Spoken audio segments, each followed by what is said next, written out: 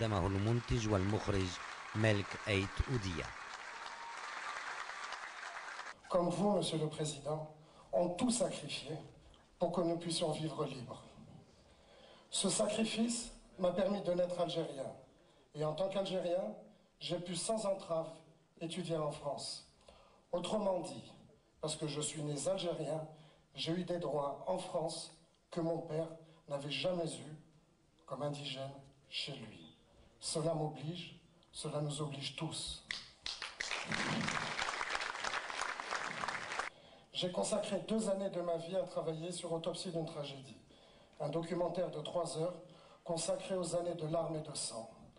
2 années à plonger dans les méandres de la société et de la vie politique algérienne pour essayer de comprendre, avant de raconter, comment notre nation a plongé dans l'horreur, mais aussi comment, grâce à ses femmes, grâce à ses hommes, grâce à son armée, notre peuple, abandonné par toutes les autres nations, a héroïquement résisté pour refuser de disparaître.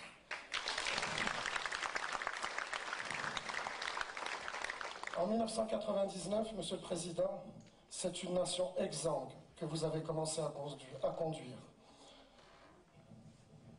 Aujourd'hui, même si certains ne veulent pas le voir, Monsieur le Président, cette nation algérienne, grâce à votre politique de réconciliation nationale, elle s'est levée, elle est debout.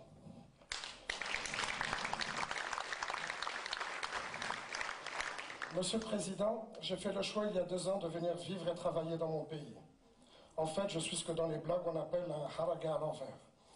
Vous le savez tous, l'Algérie, on peut la quitter un temps, mais l'Algérie, elle ne vous quitte jamais. J'ai donc décidé de venir partager ma modeste expérience, de donner ici ce que les plus grands de ma profession m'ont appris en Europe et ailleurs. J'ai fait ce choix parce que vous m'avez permis, Monsieur le Président, de croire en mon pays.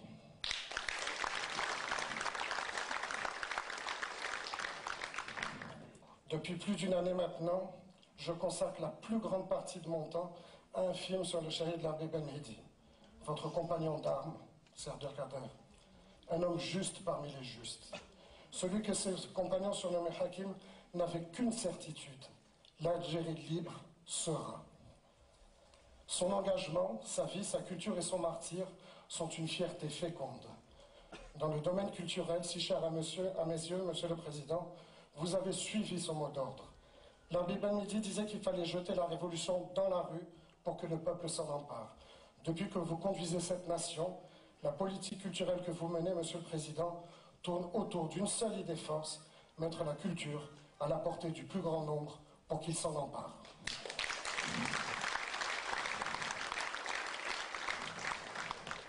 Oui, vous êtes le premier chef de l'État à considérer que l'Algérien n'est pas un tube digestif et à agir en conséquence. Nos pères ne se sont pas levés le 1er novembre pour du pain ou du travail. Ils se sont levés pour une certaine idée de leur peuple, de son identité, de sa culture, de sa dignité et de sa destinée. Monsieur le Président, vous avez raison de suivre le sillon que nos pères nous ont tracé. Continuez sur leurs traces, nous sommes avec vous.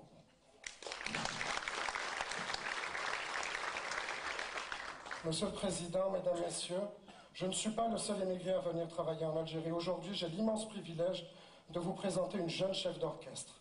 Elle dirige à Paris un conservatoire de musique et depuis janvier 2007, elle a commencé à conduire l'Orchestre symphonique national à l'occasion d'Alger, capitale de la culture arabe. Elle a 30 ans, elle est brillante. Les spécialistes lui prédisent le plus grand avenir. Elle s'appelle Zaïa Ziwani.